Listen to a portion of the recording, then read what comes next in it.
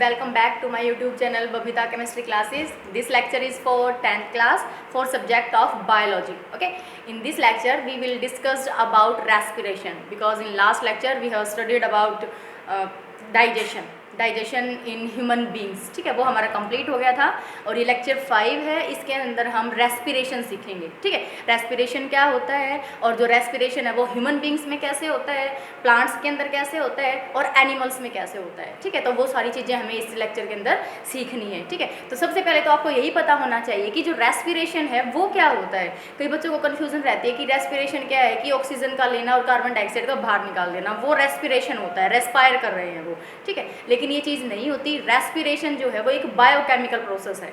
कैसा है? Biochemical. Chemical word ही जुड़ गया तो इसके साथ कोई ना कोई रिएक्शन होगी. ठीक है, मतलब केमिकल वर्ड ही जुड़ चुका है तो इसमें कोई ना कोई पर्टिकुलर रिएक्शन होती है और जो जीवन के लिए इम्पोर्टेंट है. बायो भी तो है ना, बायोकेमिकल प्रोसेस बोला मैंने. बायो का मतलब क्या होता है? लाइफ से रिलेटेड. और केमिकल मतलब केमिस्ट्री तो आएगी इसके अंदर की कोई ना कोई केमिकल्स होंगे, वो कंबाइन करेंगे, उससे नई चीज़ बनेगी, प्रोडक्ट का फॉर्मेशन होगा. क्योंकि केमिकल रिएक्शन के दौरान क्या होता है बेटा, जब भी दो चीज़ें कंबाइन करती हैं, रिएक्टेंट कंबाइन करते हैं, तो उनका जो प्रोडक्ट होता है वो कैसा होता है? डिफरेंट होता है. मतलब कि उन जो प्रोडक्ट बनेगा वो कैसा होगा? अलग होगा. ठीक है, तो इसीलिए इसको क्या बोला जाता है? बायोकेमिकल प्रोसेस बोला जाता है. जो हम बोलते हैं कि ऑक्सीजन का इनहेल करना और exhale of the carbon dioxide, ये ब्रीथिंग होती है. क्या होती है बेटा? इसको ब्रीथिंग बोल सकते हो आप. ठीक है, वो ब्रीथिंग होती है. लेकिन जो रेस्पिरेशन है वो क्या है? It is a biochemical process. और इसके अंदर होता क्या है कि जो फूड हमने खाया है, ठीक है, in the form of glucose, हमने जो फूड खाया है वो एक्चुअल में हमारे पास किस फॉर्म में स्टोर हो जाता है? ग्लूकोज की फॉर्म में हमारी बॉडी के अंदर. ग्लूकोज का फॉर्मूला क्या रहता है? C6H12O6. ठीक है, तो ग्लूकोज का ऑक्सीडेशन होता है. ऑक्सीडेशन का मतलब क्या होता है? Addition of oxygen. ठीक है, तो ऑक्सीडेशन होता है किसका? फूड का. ओके, तो उसी को हम क्या बोलते हैं? रेस्पिरेशन बोलते हैं. मतलब कि रेस्पिरेशन क्या होगा? It is the breakdown of food in the presence of oxygen. ठीक है, ऑक्सीजन की प्रेजेंस में या एब्सेंस में, तो उससे एनर्जी ऑब्टेन करना, वो क्या कहलाता है? रेस्पिरेशन कहलाता है. क्या कहलाएगा? रेस्पिरेशन. और ये कैसा होता है? बायोकेमिकल प्रोसेस होता है. तो मैं इसकी डेफिनेशन लिखवा देती हूँ, आपको लिख लो कि जो रेस्पिरेशन है वो क्या है? It is a biochemical process. ठीक है, it is a biochemical process. ठीक है, कैसा प्रोसेस होता है? ये बायोकेमिकल प्रोसेस होता है. और उसकी डेफिनेशन अगर आप लिखोगे वो क्या होगा? It is defined as the breakdown of food. जो फूड हमने खाया है, breakdown of food in the presence of oxygen is called respiration. ठीक है, इज कॉल्ड रेस्पिरेशन. ठीक है, वो क्या कहलाता है? रेस्पिरेशन कहलाता है. ठीक है, तो रिएक्शन क्या होगी रेस्पिरेशन के दौरान? जो रिएक्शन होती है वो क्या होगी कि हमें क्या लेना है? ग्लूकोज. मैं रिएक्शन लिख के दिखा देती हूँ आपको कि जो ग्लूकोज है उसका क्या करवाना है आपको? ऑक्सीडेशन करवाना है. तो ग्लूकोज का फॉर्मूला क्या होता है बेटा? C6H12O6. ठीक है, इसका हमें क्या करवाना है? ऑक्सीजन की प्रेजेंस में इसको रिएक्ट करवाना है, ऑक्सीडेशन करवाना है. ठीक है, तो क्या होगा तुम्हारे पास? 6 molecule of CO2 plus 6 molecule of water plus energy larger amount में. ठीक है, एनर्जी प्रोड्यूस होती है लार्जर अमाउंट के अंदर. ठीक है, लार्ज अमाउंट के अंदर क्या होती है? एनर्जी प्रोड्यूस होती है. तो आप ध्यान रखेंगे कि जो रेस्पिरेशन का जो प्रोसेस होता है वो बायोकेमिकल प्रोसेस है. क्योंकि केमिकल्स यूज़ किए आपने, यहाँ पर क्या है? ग्लूकोज और ये क्या है? ऑक्सीजन है. केमिकल यूज़ किए हैं तो आपके पास क्या बन गया? दूसरे और प्रोडक्ट्स बन गए. ठीक है, न्यू प्रोडक्ट बने ना, इनकी प्रॉपर्टीज टोटली से डिफरेंट होंगी. यही तो होता है केमिकल रिएक्शन के अंदर. ओके, तो बायोकेमिकल प्रोसेस. और ये इंपॉर्टेंट भी है. बायो किस लिए लगा दिया? क्योंकि ये क्या है? इंपॉर्टेंट है. किसके लिए? लाइफ के लिए. ठीक है, तो एनर्जी रिलीज हो रही है, तो जब तक हमारी बॉडी को एनर्जी नहीं मिलेगी तब तक हमारी बॉडी काम कैसे करेगी? ठीक है, एक्टिविटी कैसे करेगी? ओके, तो इसलिए कि इसको क्या बोला जाता है? बायोकेमिकल प्रोसेस बोला जाता है. रिएक्शन देखिए आपने कि ग्लूकोज का ऑक्सीडेशन हुआ, कार्बन डाइऑक्साइड, वाटर और जो एनर्जी है वो रिलीज हो जाती है. इसको हम क्या बोलते हैं? ग्लूकोज. क्या बोलते हैं? ग्लूकोज बोला जाता है. ठीक है, लेकिन जो ब्रीथिंग है वो क्या है? सिंपल ब्रीथिंग क्या बोलोगे? Inhalation of oxygen and exhalation of the carbon dioxide. तो इनके बीच में आपको डिफरेंस लिखना है. किसके बीच में? ब्रीथिंग और रेस्पिरेशन के बीच में. तो मैं डिफरेंस लिखवा देती हूँ, आप लिखेंगे. आप नोटबुक निकाल के बैठा करें बेटा, क्योंकि जो भी मैं लिखवाती हूँ उसको नोट डाउन कर लो. ये इंपॉर्टेंट है. ठीक है, ये एज ए नोट्स आपके बन रहे हैं.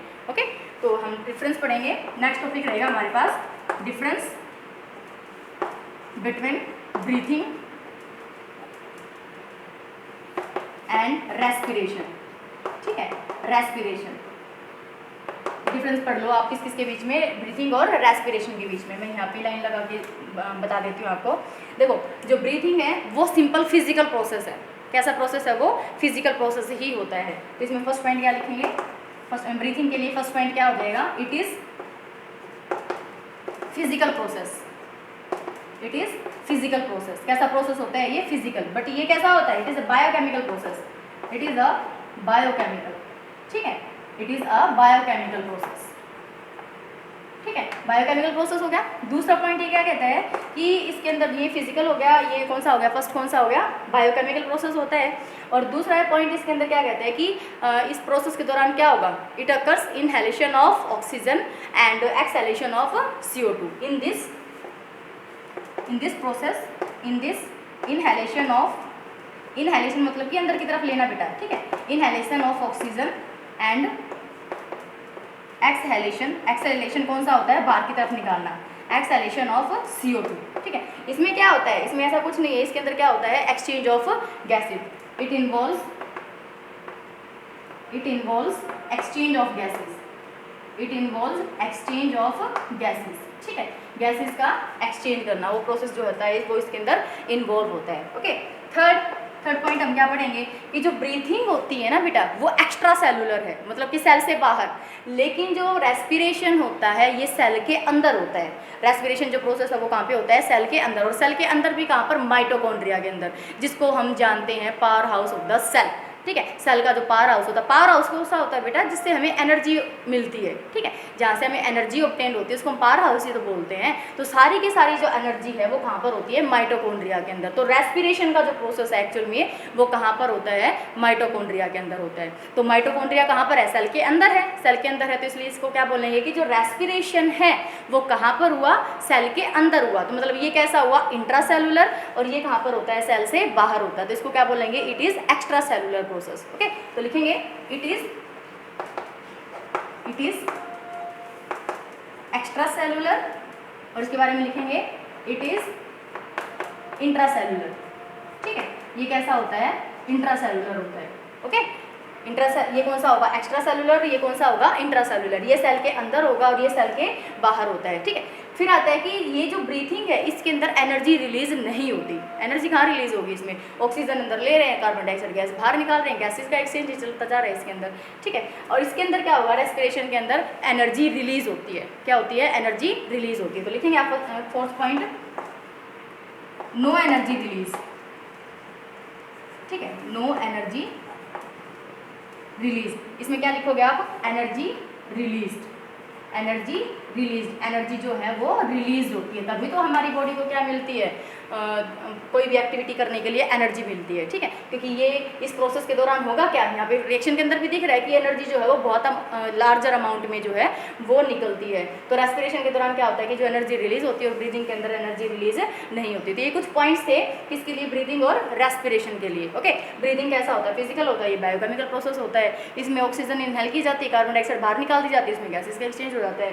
नेक्स्ट फिर क्या कह रहा है? It is the extra cellular, और ये कौन सा होता है? इंट्रा सेलुलर होता है। और ये क्या है? इसके अंदर एनर्जी रिलीज नहीं होती। मेन फोकस कहाँ पे करना है आपको? एनर्जी रिलीज नहीं होती यहाँ पे, लेकिन जो रेस्पिरेशन है उसके अंदर एनर्जी रिलीज होती है, ठीक है। फिर नेक्स्ट पढ़ते हैं हम अब, ठीक है, मैं इसको रब कर देती हूँ। एक पॉइंट और लिख सकते हो आप।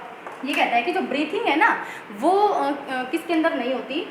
जो स्पेशल ऑर्गन्स होते हैं ना, ठीक है, स्पेशल ऑर्गन्स के अंदर ही होती है। जो ये है ब्रीथिंग जो है वो स्पेशल ऑर्गन्स के अंदर होती है, लेकिन जो रेस्पिरेशन होती है वो हर एक सेल के अंदर होती है। रेस्पिरेशन तो हर एक सेल के अंदर होगी, ठीक है, चाहे वो किसी भी ऑर्गन की सेल हो। ओके, जो रेस्पिरेशन है वो हर एक सेल के अंदर होता है। तो एक पॉइंट आप ये भी लिख सकते हो, it occurs in special organs and it occurs in the, इसके बारे में क्या लिखोगे? It occurs in the cell, ठीक है। तो ये इंपॉर्टेंट था, मैं इसको रब कर देती हूँ। नेक्स्ट हमें क्या पढ़ना है कि जो हमारे पास एनर्जी आई है, ठीक है, एनर्जी जो हमारे पास आई है वो कैसे यूज़ होती है? जो रेस्पिरेशन के दौरान जो एनर्जी है हमारे पास, क्या हम उसको सारी को यूज़ कर लेते हैं? ठीक है, नहीं यूज़ करते। सारी एनर्जी जो होती है वो यूज़ नहीं की जाती। वो कैसे होती है? कुछ एनर्जी तो यूज़ कर ली जाती है, बाकी जो एनर्जी होती है वो ATP की फॉर्म में स्टोर होके रह जाती है बॉडी के अंदर, ठीक है, सेल्स के अंदर। ओके, तो यहाँ पर मैं एक नेक्स्ट वो लिखवा देती हूँ टॉपिक। तो उसमें आपको क्या लिखना है, एनर्जी ड्यूरिंग रेस्पिरेशन। ठीक है, एनर्जी ड्यूरिंग रेस्पिरेशन। एनर्जी क्या होती है रेस्पिरेशन के दौरान, उसका क्या होता है, ये कह रहा है कि भाई जितनी भी एनर्जी प्रोड्यूस हुई है ना, किससे, ब्रेक डाउन ऑफ फूड से बहुत ज़्यादा अमाउंट में एनर्जी प्रोड्यूस होती है। ठीक है, लार्जर अमाउंट में एनर्जी प्रोड्यूस होती है, तो ये सारी की सारी जो एनर्जी है वो यूज़ अप नहीं कर ली जाती। मतलब कि कुछ उसमें से कुछ एनर्जी जो है वो जो बॉडी पार्ट्स हैं उनकी एक्टिविटी करने में यूज़ हो जाती है, और बाकी जो है कुछ एनर्जी जो है वो क्या हो जाती है, स्टोर हो जाती है। ठीक है, तो इसमें आप लिख सकते हो all energy during respiration is not utilized। ठीक है, वो पूरी की पूरी एनर्जी जो है वो यूटिलाइज नहीं होती। तो क्या होता है, जो कुछ एनर्जी है उसमें से कुछ energy is use to do activity. ठीक है, किसके लिए, एक्टिविटी करने के लिए, ऑर्गेनिजम्स के लिए, टू डू एक्टिविटी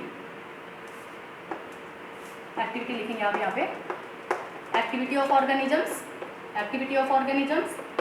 ठीक है, एंड सम एनर्जी, कुछ एनर्जी जो है, कुछ एनर्जी तो क्या हो गई कि वो जो ऑर्गेनिज्म है उसकी एक्टिविटीज़ करने के लिए, मैंने दोबारा लिख दिया यहाँ पे, एक्टिविटीज़ करने के लिए यूज़ हो जाती है। ठीक है, लेकिन कुछ एनर्जी कैसी है यहाँ पर जो है वो स्टोर हो जाती है। Some energy is store in the form of ATP.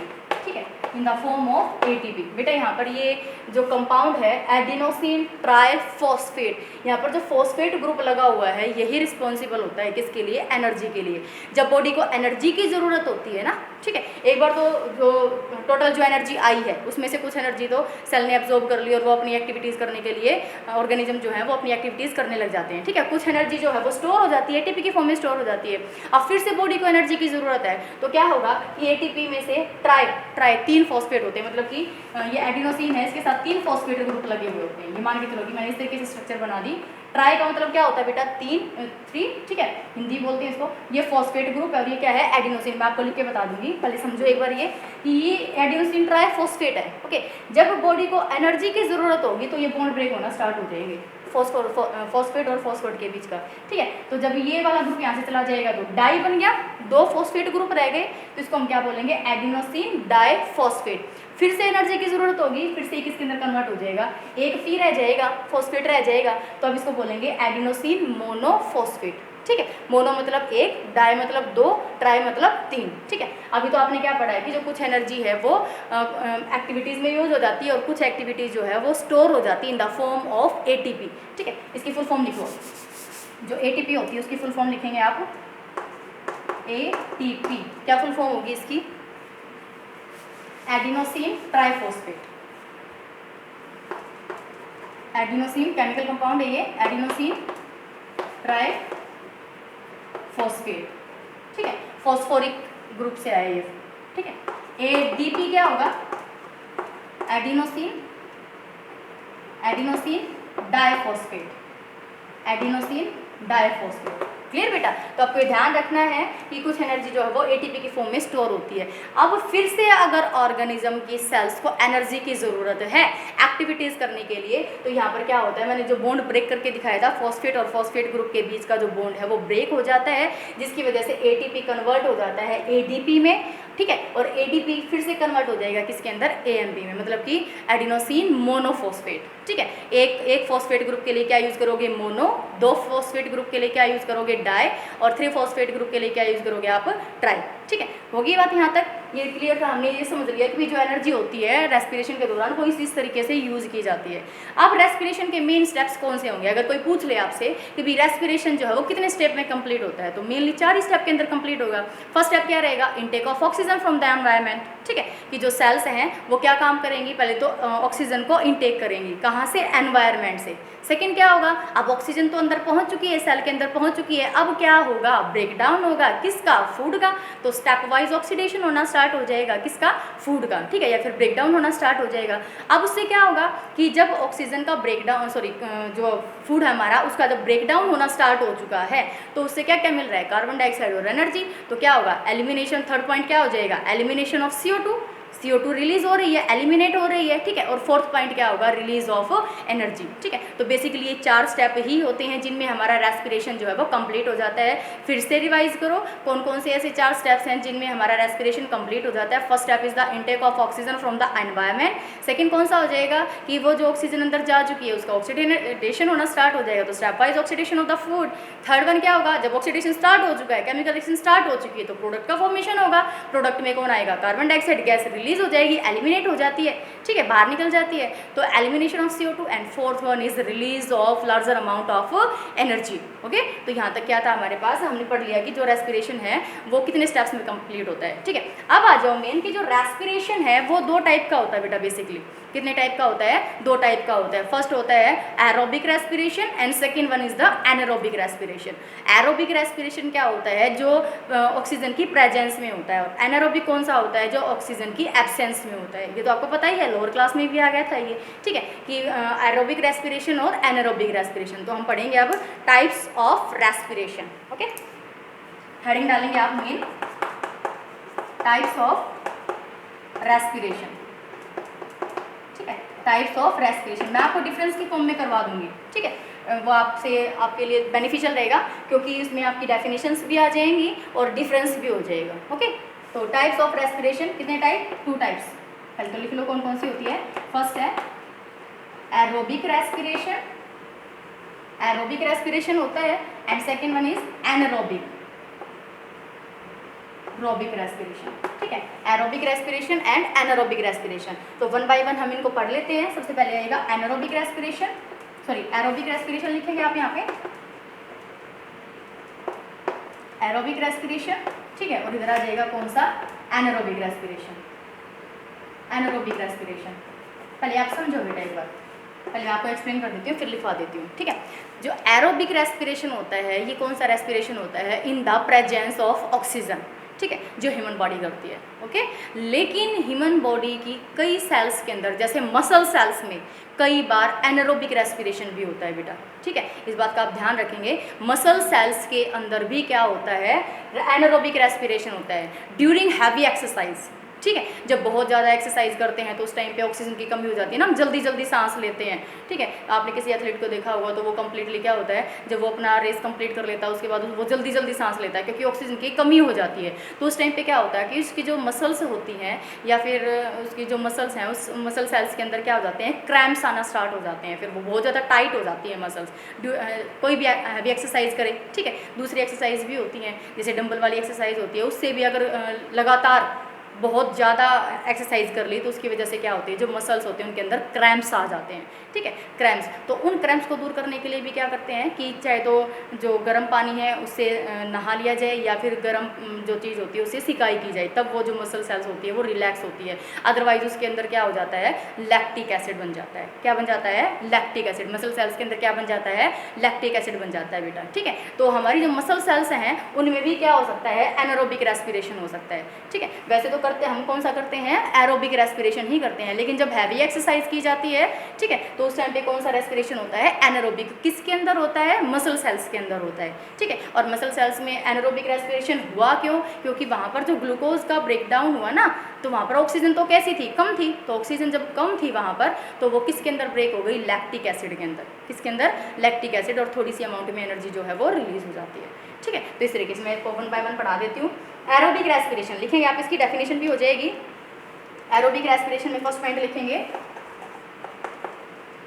The respiration in the presence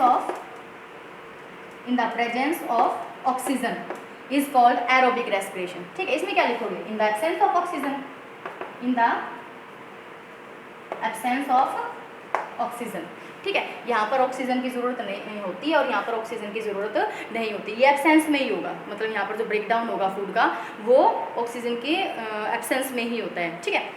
second point क्या लिख सकते हो कि जो एरोबिक रेस्पिरेशन हो रहा है, एरोबिक रेस्पिरेशन के दौरान जो अपने एंड प्रोडक्ट्स होंगे, ठीक है, एरोबिक रेस्पिरेशन हुआ मतलब कि रिएक्शन, अगर आपको कोई पूछे ग्लूकोज है, ऑक्सीडेशन हुआ उसका, कार्बन डाइऑक्साइड, वाटर और एनर्जी, यही चीज़ रिलीज होगी ना, तो इसके एंड प्रोडक्ट तो कार्बन डाइऑक्साइड हो गया, वाटर हो गया और एनर्जी हो गया, लेकिन इसके जो एंड प्रोडक्ट होंगे वो कार्बन डाइऑक्साइड नहीं होगी, ठीक है, ना ही वाटर होगा, उसमें क्या होगा, लैक्टिक एसिड या फिर अल्कोहल, लैक्टिक एसिड या फिर अल्कोहल। तो लिखेंगे द एंड पॉइंट्स आर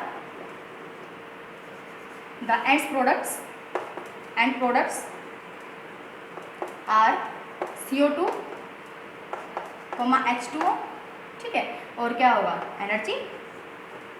लेकिन इसके जो एंड प्रोडक्ट्स होंगे वो कौन कौन से होंगे, अल्कोहल, यहाँ पर लिख लेना आप कंप्लीट करके इसको, इसके अल्कोहल होगा, ठीक है, alcohol in the form of ethanol बेटा, ठीक है, मेनली किसके लिए, इथेनॉल के लिए। और नेक्स्ट कौन सा होगा, लैक्टिक एसिड, और कौन सा होगा, लैक्टिक एसिड, और कौन सा होगा बेटा, लैक्टिक एसिड होता है, ठीक है। तो आपने 2 पॉइंट पढ़े यहाँ पे कि जो एरोबिक रेस्पिरेशन होता है in the presence of oxygen, in the absence of oxygen. फिर end products are carbon dioxide, water and energy, और इसके जो एंड प्रोडक्ट्स होते हैं वो कौन कौन से होते हैं, अल्कोहल होगा या फिर इसका लैक्टिक एसिड होता है, ठीक है। फिर हम देखेंगे इसका थर्ड पॉइंट, देखो ये कहते हैं कि बहुत ज़्यादा अमाउंट में एनर्जी रिलीज होती है। थर्ड पॉइंट और भी लिख सकते हो आप डिफरेंस का, मैं ऊपर लिखवा देती हूँ, स्पेस नहीं है यहाँ, ठीक है। थर्ड पॉइंट देखेंगे आप, ये लिखो, in larger amount energy is released, ठीक है, energy is released, larger amount में जो एनर्जी है वो रिलीज होती है, ठीक है। लेकिन एनारोबिक के लिए क्या होगा, ज़्यादा अमाउंट में एनर्जी रिलीज नहीं होती, इन lesser amount, in lesser amount energy is released, energy is released, ठीक है। इसमें ज़्यादा होती है एरोबिक रेस्पिरेशन जो होता है, इसमें जो एनर्जी निकलेगी वो बहुत ज़्यादा अमाउंट में निकलेगी, उसमें जो एनर्जी निकलती है वो बहुत ही कम निकलती है। मतलब मैं यहाँ पे लिखवा भी देती हूँ कितनी होती है, 38 ATP, 38 ATP, ठीक है। और यहाँ पर जो एनर्जी निकलती है वो कितनी होती है, सिर्फ 2 ATP, ठीक है। तो 38 और 2 में तो बहुत ज़्यादा डिफरेंस हो गया ना। यहाँ पर जो ATP मॉलिक्यूल है वो बार बार यूज़ किया जा सकता है सेल्स के द्वारा अपनी एक्टिविटीज़ को कंप्लीट करने के लिए, लेकिन यहाँ पर तो पहले ही ऑलरेडी कम है, ठीक है, 2 ATP है, तो ठीक है, ये आप डिफरेंस ध्यान रखेंगे कि जो एरोबिक रेस्पिरेशन होता है in the presence of oxygen, in the absence of oxygen, and products ध्यान रखेंगे आप। फिर उसके बाद क्या है, ये कितनी एनर्जी रिलीज करता है, 38 ATP, और ये कितनी रिलीज करता है, 2 ATP एनर्जी रिलीज करता है, ठीक है। तो ये क्या थे, मेन डिफरेंस थे इन दोनों के बीच में, एरोबिक और एनारोबिक के बीच में। ओके, नेक्स्ट पढ़ते हैं हम। अब देखो मैं रिएक्शंस लिखवाऊंगी अलग अलग, तो आप ध्यान देंगे एरोबिक रेस्पिरेशन में और एनारोबिक रेस्पिरेशन के अंदर। माइक्रो ऑर्गेनिजम्स में भी होते हैं ये, ठीक है, और पैरासिटिक वॉर्म्स होते हैं, उनके अंदर जो है वो अलग से रेस्पिरेशन होता है। ओके, तो पहले मैं एरोबिक रेस्पिरेशन की जो है वो आपको रिएक्शन लिखवा देती हूँ, तो लिखेंगे आप, पढ़ भी चुके हो। रेस्पिरेशन जो था उसके अंदर मैंने आपको एरोबिक वाली ही लिखवाई थी, रेस्पिरेशन की जो रिएक्शन थी, ठीक है। तो लिखेंगे रिएक्शन ड्यूरिंग एरोबिक रेस्पिरेशन, ठीक है, रिएक्शन ड्यूरिंग एरोबिक रेस्पिरेशन। तो क्या रिएक्शन होगी बेटा, ग्लूकोज वाली जो फूड है C6H12O6, ठीक है, plus 6O2 gives out 6 CO2 plus 6 water plus 6 plus energy,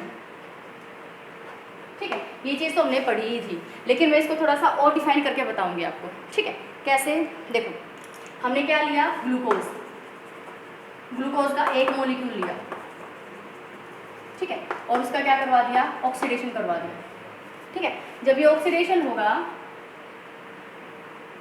इसका जो ऑक्सीडेशन होता है, इस प्रोसेस को क्या बोला जाता है, ग्लाइकोलिसिस। क्या बोला जाता है, ग्लाइकोलिसिस, ठीक है।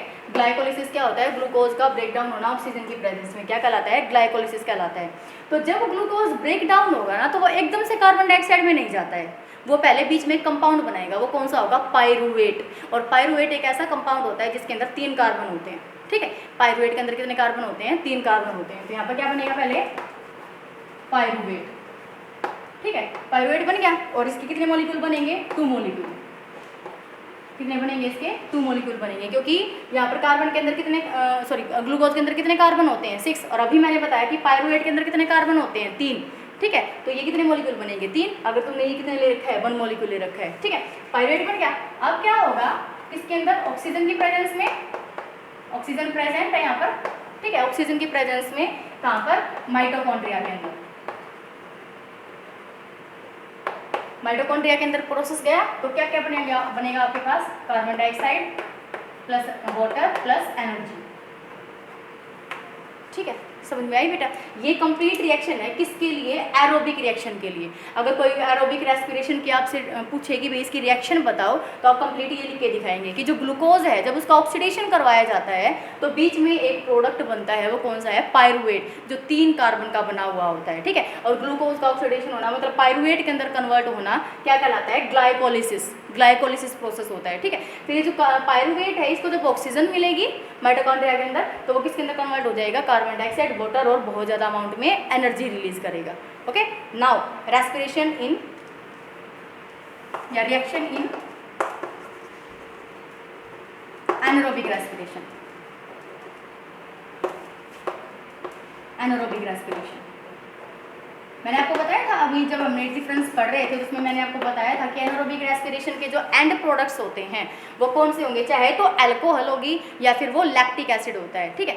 अल्कोहल कहाँ पर प्रोड्यूस होती है बेटा? ईस्ट के अंदर। तो जो कुछ माइक्रो ऑर्गेनिजम्स हैं लाइक ईस्ट, वो क्या काम, वो कौन सा रेस्पिरेशन करते हैं? एनारोबिक रेस्पिरेशन करते हैं। और उनका जो कंप्लीट ग्लूकोज है वो किसके अंदर ब्रेक डाउन होता है बेटा? किसमें ब्रेक डाउन हो जाएगा? वो अल्कोहल के अंदर ब्रेक डाउन हो जाता है, ठीक है। तो इसके लिए आप रिएक्शन लिखेंगे, पहले लिख लो इसमें कि the microorganisms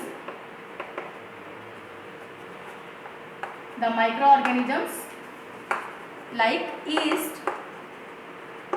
show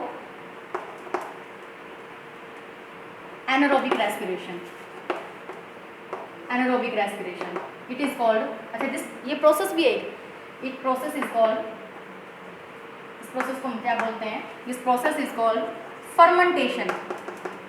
फर्मेंटेशन बेटा जो हाई लेवल पे जो शराब बनाई जाती है ना, जिसको देशी शराब बोलते हैं, वो फर्मेंटेशन प्रोसेस के द्वारा ही बनाई जाती है, ठीक है। एनारोबिक रेस्पिरेशन करवाया जाता है ईस्ट का, किसके ऊपर? जो अंगूर होते हैं ना, बिल्कुल पके हुए जो अंगूर होते हैं, जो मीठे अंगूर होते हैं, उनके ऊपर ईस्ट का रिएक्शन करवाया जाता है, वो भी कैसा? Anaerobic respiration. तो उस प्रोसेस को हम क्या बोलते हैं? फर्मेंटेशन, ठीक है। तो अल्कोहल प्रोड्यूस करने में इसका यूज़ किया जाता है, देशी शराब जो बोलते हैं वो बनाने में इसका यूज़ किया जाता है एनारोबिक रेस्पिरेशन का। किसके साथ मिलकर? ईस्ट करता है ये काम, ठीक है। ईस्ट क्या है? माइक्रो ऑर्गेनिज्म है, ओके। तो इसके लिए रिएक्शन इसमें कौन सी आएगी? कि फिर से वही चीज़ लिखोगे आप कि जो ग्लूकोज है, ठीक है, इसको हमने क्या दिया? ऑक्सीजन दिया। इसने पहले क्या बना दिया? पायरुवेट, ठीक है, पायरुवेट बना दिया। इसके 2 मॉलिक्यूल बनेंगे और इसका ये कितना है? यहाँ पर 1 मॉलिक्यूल है, ठीक है, 1 मॉलिक्यूल ले रखा है। ये प्रोसेस कौन सा होगा? ग्लाइकोलिसिस। बेटा आपको हर एक चीज़ ध्यान होनी चाहिए, तभी फुल मार्क्स आप गेन कर सकते हो सीबीएसई में, ठीक है। सारी चीज़ें मतलब वेल एक्सप्लेन्ड होनी चाहिए ताकि जो एग्जामिनर है वो आपकी नोटबुक को देखते या आपकी एग्जाम कॉपी है उसको देख के खुश हो जाए, ठीक है। सारी चीज़ें आपको सिस्टमेटिक ढंग से लिखनी चाहिए। ये चीज़ें आप केमिस्ट्री में सीख के आ चुके हो, ठीक है, कि जो भी मॉलिक्यूल लिखा हुआ होता है उसके नीचे उसका नाम लिखना जरूरी होता है, ठीक है। कितने मॉलिक्यूल्स हैं वो सारी चीज़ें। ये प्रोसेस यहाँ पर क्या हो रहा है? ग्लाइकोलिसिस, तो मैंने ये भी लिख दिया। अब पायरुवेट बन गया, यहाँ पे पायरुवेट बनेगा तो यहाँ पर क्या है? ऑक्सीजन तो है ही नहीं, ठीक है, नो ऑक्सीजन। क्या लिखोगे? नो ऑक्सीजन, ठीक है। तो फिर भी क्या होगा? क्या बनेगा यहाँ पर? अल्कोहल। क्या बनेगी यहाँ पर? अल्कोहल और एनर्जी, अल्कोहल बन जाएगी। Alcohol in the form of ethanol, ठीक है, इथेनॉल। और ड्रिंकिंग पर्पज के लिए इथेनॉल ही यूज की जाती है, ठीक है। इथेनॉल का फॉर्मूला लिख लो आप। इथेनॉल का फॉर्मूला क्या कौन सा होता है? C2H5OH। ये क्या होती है? इथेनॉल होती है, ठीक है। समझ में आ गई बात? तो इथेनॉल जो है वो प्रोड्यूस हो जाती है, अल्कोहल प्रोड्यूस होती है किसके अंदर? ईस्ट के अंदर। वो क्या है? माइक्रो ऑर्गेनिज्म है। तो समझ में आया कि जो माइक्रो ऑर्गेनिजम्स होते हैं उनके अंदर कौन सा रेस्पिरेशन होता है? एनारोबिक रेस्पिरेशन होता है, ठीक है। अब एक चीज़ और देखो, ये तो क्या है? अल्कोहल वाला बन गया ना, यहाँ पर 2 प्रोडक्ट हम पढ़ चुके हैं, अल्कोहल बनाना, कार्बन डाइऑक्साइड, वाटर और एनर्जी। ये चीज़ें थी ना, एरोबिक के अंदर तो वो रिलीज होता है, लेकिन जो एनारोबिक रेस्पिरेशन होता है उसमें अल्कोहल और एक और रह गया ना, लैक्टिक एसिड, ठीक है। तो लैक्टिक एसिड के लिए और पढ़ेंगे, तो एक और लिखोगे आप। मैं इसको रब कर देती हूँ ऊपर से।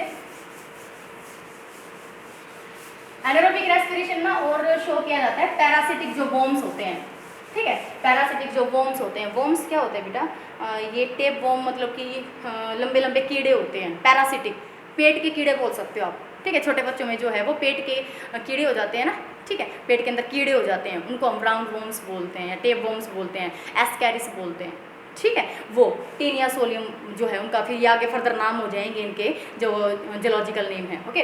तो जो पैरासिटिक वॉर्म्स होते हैं वो भी कौन सा रेस्पिरेशन शो करते हैं बेटा, एनारोबिक रेस्पिरेशन, और उनके अंदर भी क्या बनता है, लैक्टिक एसिड, क्या बनता है, लैक्टिक एसिड बनता है, ठीक है। तो लिखो आप यहाँ पे some parasitic worms show some parasitic worms show anaerobic respiration, ठीक है, anaerobic respiration to obtain lactic acid, इसको चाहे आप नोट में डाल के लिख लेना, ठीक है। अब पढ़ते हैं मसल सेल्स के अंदर, ओके। जो मसल सेल्स होती हैं उसके अंदर भी क्या होता है, एनारोबिक रेस्पिरेशन ही होता है। इसमें और चीज़ आप ऐड कर सकते हो, muscle cells also show anaerobic respiration in the muscle cells,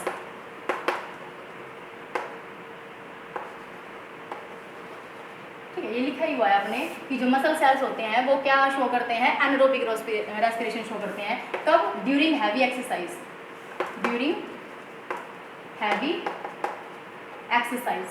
ठीक है। जब हैवी एक्सरसाइज करते हैं तो उस दौरान जो मसल सेल्स होती हैं उसके अंदर कौन सा एसिड प्रोड्यूस होने लग जाता है, लैक्टिक एसिड प्रोड्यूस होने लग जाता है, ठीक है। तो यहाँ पर लिखो द रिएक्शन इन्वॉल्व्स, कौन सी रिएक्शन होगी, वही ग्लूकोज है, ठीक है। ग्लूकोज को ऑक्सीजन दी जाएगी, ग्लाइकोलिसिस होगा, पायरूवेट बनेगा, ठीक है। पायरूवेट को नो ऑक्सीजन या लेस ऑक्सीजन, यहाँ पर लेस ऑक्सीजन कर लो, ठीक है, लेस ऑक्सीजन। वहाँ पे हमने क्या लिखा था, नो ऑक्सीजन, मतलब कि ऑक्सीजन है ही नहीं। यहाँ पे लिखोगे बिल्कुल लेसर अमाउंट में ऑक्सीजन, ठीक है, less oxygen, then you will get lactic acid, क्या बन जाएगा, लैक्टिक एसिड प्लस में एनर्जी, थोड़ी सी एनर्जी जो है वो निकल जाती है, लैक्टिक एसिड, ओके। तो ये चीज़ आपने पढ़ी कि जो मसल सेल्स होती हैं जब हैवी एक्सरसाइज होती है तो उसमें भी क्या हो जाता है, जो ग्लूकोज है उसका ऑक्सीडेशन होगा, लेकिन वो किसके अंदर कन्वर्ट होगा, लैक्टिक एसिड के अंदर। कार्बन डाइऑक्साइड गैस जो होती है वो रिलीज नहीं होती, लैक्टिक एसिड बन जाता है। और इस लैक्टिक एसिड की वजह से जो मसल सेल्स होती हैं उनके अंदर क्या आ जाते हैं, क्रैम्प्स आ जाते हैं, ठीक है, टाइट हो जाती है वहाँ से जो मसल्स हैं। तो उन क्रैम्प्स को ख़त्म करने के लिए क्या किया जाता है, चाहे तो जो गर्म पानी होता है उससे सेक किया जाता है, या फिर मतलब कि या गर्म पानी से स्नान किया जाता है, ठीक है, नहा लिया जाता है। तो उसकी वजह से भी वो जो क्रैम्प्स हैं वो क्या हो जाएंगे, मतलब कि ठीक होना स्टार्ट हो जाते हैं, ठीक है। तो यहाँ तक क्या था हमारे पास, जो एनारोबिक रेस्पिरेशन था वो हमने पढ़ लिया। मेनली एनारोबिक रेस्पिरेशन जो है माइक्रो ऑर्गेनिज्म से शो करते हैं, पैरासिटिक वॉर्म शो करते हैं, और मसल सेल्स के अंदर भी क्या होता है, एनारोबिक रेस्पिरेशन ही होता है, ठीक है। अब रेस्पिरेशन पढ़ेंगे किसके अंदर, प्लांट्स के अंदर, ओके, रेस्पिरेशन इन प्लांट्स। तो प्लांट्स के अंदर भी रेस्पिरेशन जो होता है वो अलग अलग उसमें होता है। जैसे रेस्पिरेशन जो है वो कहाँ पर होगा, रूट्स में भी होगा, रेस्पिरेशन स्टेम्स में भी होगा, और जो रेस्पिरेशन है वो लीव्स के अंदर भी होगा, ठीक है। तो अलग अलग पार्ट में हमें रेस्पिरेशन पढ़ना है।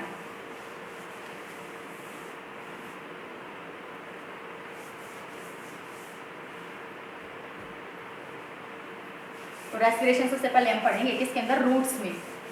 मेन हेडिंग क्या डालोगे आप, रेस्पिरेशन इन प्लांट्स।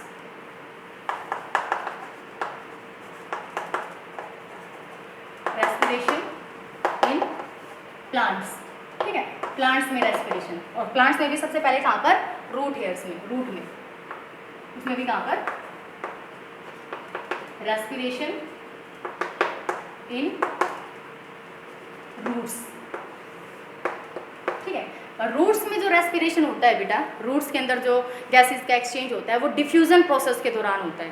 हाँ, किसके दौरान होता है, जो डिफ्यूज़न प्रोसेस होता है। डिफ्यूज़न का मतलब क्या होता है, लोअर हायर कंसंट्रेशन से लोअर कंसंट्रेशन की तरफ चले जाना, ठीक है। कोई भी गैस है या कोई भी चीज़ है, लिक्विड पार्टिकल्स के लिए भी लगा सकते हो आप। तो डिफ्यूज़न प्रोसेस के दौरान तो लिख सकते हो आप इसमें कि जो रेस्पिरेशन है वो रूट्स में कैसे होता है, बाय, यहाँ पे लिखो, the exchange of gases the exchange of gases in roots takes place by diffusion, ठीक है, डिफ्यूज़न। लेकिन जो उसके पोर्स होते हैं जहाँ से ये डिफ्यूज़न प्रोसेस हो रहा है, अगर उन पोर्स में ज़्यादा पानी आ जाएगा, ठीक है, पानी फंस जाता है। जैसे कई बार हम क्या करते हैं कि जो प्लांट है उसमें बहुत ज़्यादा पानी डालते रहते हैं, तो ये कहता है कि जो रूट्स हैं, रूट्स के अंदर से ऑक्सीजन तो बाहर निकल जाती है और पानी जाकर वहाँ पर ऐड हो जाएगा, तो उन रूट्स को क्या नहीं मिल रही है, ऑक्सीजन नहीं मिल पा रही है ना। अब तो जब उनको ऑक्सीजन नहीं मिलेगी तो उनका जो रेस्पिरेशन है वो किस में कन्वर्ट हो जाएगा, तुम्हारे पास एल्कोहल के अंदर। क्या बनेगा फिर वहाँ पर एल्कोहल बननी स्टार्ट हो जाएगी, कार्बन डाइऑक्साइड, वाटर और ये सारी चीज़ें रिलीज नहीं होती हैं, ठीक है। तो रूट्स के अंदर जो रेस्पिरेशन होता है वो कौन सा होता है, एनारोबिक रेस्पिरेशन होता है। कब, हमेशा नहीं होता एनारोबिक रेस्पिरेशन। कब होगा एनारोबिक रेस्पिरेशन, जब वाटर लॉक्ड हो जाएगा प्लांट। वाटर लॉक्ड का मतलब जब उसकी वाटर कैपेसिटी जो होती है बहुत ज़्यादा हो जाएगी, उसको हम बहुत ज़्यादा पानी डाल देते हैं उस प्लांट के अंदर, तब वो क्या हो जाता है, वाटर लॉक्ड हो जाता है, और जिसकी वजह से वो जो ग्लूकोज है वो किस में कन्वर्ट होने लग जाता है, हमारे पास किस में कन्वर्ट हो जाएगा, वो एल्कोहल के अंदर कन्वर्ट हो जाता है, ठीक है। तो इसमें पढ़ेंगे the exchange of gases in roots takes place by the diffusion, ठीक है। But sometime plants show anaerobic respiration, ठीक है। यहाँ पे प्लांट की रूट लिखो, रूट शो anaerobic respiration, ठीक है, due to water logged condition, ठीक है, due to water logged condition. इसका मतलब क्या हुआ, जब हम उस प्लांट को ज़्यादा पानी दिए जा रहे हैं तो वो रूट्स में ही जा रहा है ना सारा का सारा, तो जो पानी है वो ऑक्सीजन को क्या कर देगा, रिप्लेस कर देगा। ड्यू टू विच, यहाँ पे लिख भी सकते हो, due to which oxygen is removed by water and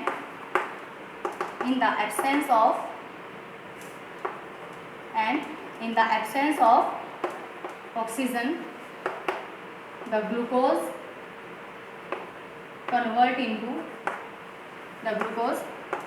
into किस में कन्वर्ट हो जाएगा, अल्कोहल के अंदर, ठीक है, अल्कोहल बनने लग जाएगी वहाँ पर।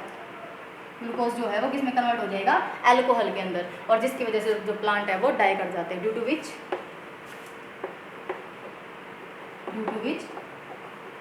प्लांट गेट डाई, ठीक है, प्लांट जो है वो डाई कर जाते हैं, मर जाते हैं, ओके। नेक्स्ट पढ़ेंगे रेस्पिरेशन इन स्टेम,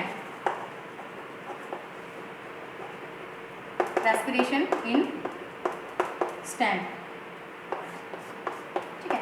जो हर्बेशियस प्लांट्स होते हैं ना बेटा, जो हरे प्लांट होते हैं, हर्बेशियस प्लांट्स जो होते हैं, उनके अंदर पोर लाइक स्ट्रक्चर होती है स्टेम के अंदर, तो वहाँ पे क्या होता है, उनके थ्रू क्या होता है, गैसेस का एक्सचेंज होता है। किसके थ्रू, टिनी पोर्स प्रेजेंट होते हैं, ठीक है, स्टोमेटा बोल सकते हो आप इनको।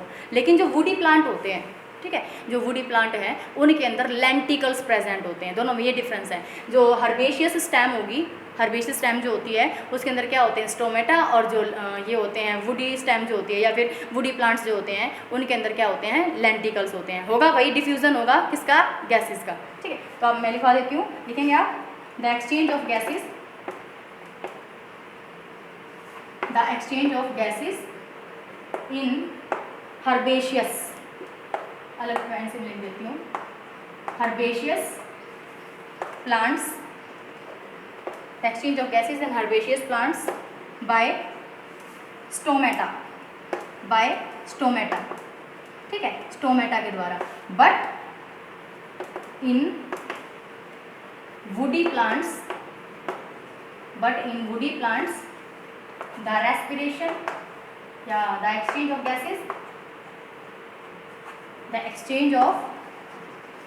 गैसेस किसके द्वारा होगा, बाय लेंटिकल्स, ठीक है। ये वर्ड आप ध्यान रखोगे दोनों में, लेंटिकल्स, और यहाँ पर कौन सा आ गया, स्टोमेटा, ठीक है। ये स्टोमेटा और ये क्या है, लेंटिकल्स, इन दोनों वर्ड को आप ध्यान रखेंगे, ठीक है। ये किसके अंदर होता है, स्टेम के अंदर होना वही है, एक्सचेंज ऑफ गैसेस होता है, ठीक है। नेक्स्ट आता है रेस्पिरेशन इन लीव्स, ठीक है। लीव्स में और पढ़ लेते हैं, रेस्पिरेशन इन लीव्स। आपको पता है कि लीव्स के सरफेस के ऊपर क्या प्रेजेंट होते हैं, स्टोमेटा प्रेजेंट होते हैं, ठीक है। क्या प्रेजेंट होंगे, स्टोमेटा प्रेजेंट होते हैं। टिनी पोर्स जो होते हैं वो किस में हेल्प करते हैं, किसमें हेल्प करेंगे बेटा? एक्सचेंज ऑफ गैसेज है, मतलब कि रेस्पिरेशन में। तो लिखेंगे respiration in leaves, respiration in leaves. बेटा ये जो लेक्चर है ये आपके लिए एनटीएससी के लिए भी इंपॉर्टेंट हो सकता है, जितने भी ओलंपियाड्स होते हैं उनके लिए, सभी के लिए इंपॉर्टेंट है ये, ठीक है। एनसीईआरटी से टॉपिक उठाया गया है, लेकिन इसको डिफरेंट बुक से कोरिलेट करके फिर बनाया गया है, ठीक है। यहाँ पे कोई भी चीज़ आपको जो है वो अलग नहीं मिलेगी, सारी बुक्स का निचोड़ ये नहीं लेक्चर्स के अंदर है। तो आप इनको ध्यान से पढ़ो, एक एक लाइन को पढ़ो, ताकि आपके लिए जो आगे कंपटीशन के जो एग्ज़ाम्स दोगे आप, कोई भी एग्ज़ाम हो, चाहे एनटीएससी हो, ठीक है, या फिर कोई भी ओलंपियाड हो, तो वहाँ पर ये बेनिफिशियल रहे आपके लिए, ठीक है। तो इसीलिए मैं मतलब कि कोरिलेट करके डिफरेंट बुक से फिर बनाती हूँ लेक्चर को, सिर्फ एनसीईआरटी का नहीं है ये। माना कि एनसीईआरटी से आता है एग्जाम्स में, जो हमारे बोर्ड एग्जाम्स होते हैं उसमें एनटीएससी से आता है, एनसीईआरटी से आता है, तो एनसीईआरटी का तो है ही है इनके अंदर, लेकिन ये एडवांस्ड बुक का भी है, ओके। तो आप ध्यान से पढ़ना है इनको। नेक्स्ट आता है रेस्पिरेशन इन लीव्स। तो इसमें क्या लिखोगे? The tiny pores present in leaves are called stomata, ठीक है। थ्रू विच, इनके थ्रू क्या होगा? Through which exchange of gases takes place, ठीक है। जिनके थ्रू क्या होगा? एक्सचेंज होगा, किसका? गैसेस का, ठीक है। और जो स्टोमेटा होते हैं ये मतलब कि क्या होते हैं? सराउंडेड होते हैं या प्रोटेक्ट होते हैं, किसके द्वारा? ओपनिंग के द्वारा, ठीक है। इनको गार्ड सेल्स बोलते हैं, जिनके द्वारा, जैसे ये दिन में तो कैसे हो जाते हैं? खुल जाते हैं, रात को कैसे हो जाते हैं? बंद हो जाते हैं। तो ये अलग अलग प्रोसेस रहता है इनका। तो इनके जो स्टोमेटा होते हैं वो गार्ड होते हैं, ठीक है। मतलब कि वो उनको प्रोटेक्ट करने के लिए क्या होती हैं? Guard cells. क्या होते हैं? Guard cells. तो यहाँ पे लिख भी सकते हो आप, स्टोमेटा आर प्रोटेक्टेड बाय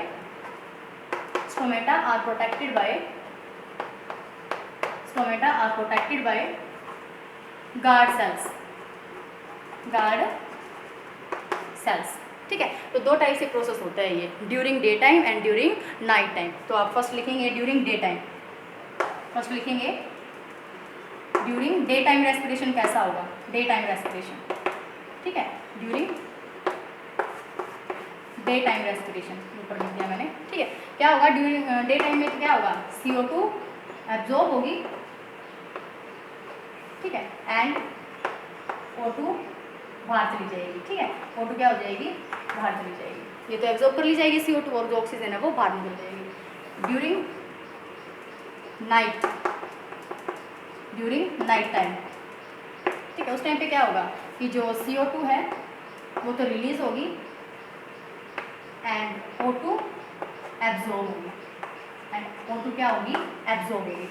समझ में आ गई बात ये आपको, ठीक है। कि जो डे टाइम होगा, दिन के समय में CO2 तो एब्जॉर्ब कर लेते हैं, ऑक्सीजन को बाहर छोड़ देते हैं, प्लांट्स ऐसे ही काम करते हैं ना। और उसी प्रकार नाइट के अंदर क्या होगा? CO2 रिलीज करेंगे और ऑक्सीजन का क्या करेंगे? एब्जॉर्प्शन करते हैं। तो ये क्या था? रेस्पिरेशन हमने पढ़ा किसके अंदर? प्लांट्स के अंदर, प्लांट्स के डिफरेंट पार्ट्स के अंदर, रूट्स में, स्टेम्स में और लीव्स में, अलग अलग तरीके से होता है इनमें, by the process of mainly diffusion ही होता है, ठीक है। कार्बन डाइऑक्साइड और ऑक्सीजन गैस का क्या होता है? डिफ्यूजन होता है, ओके।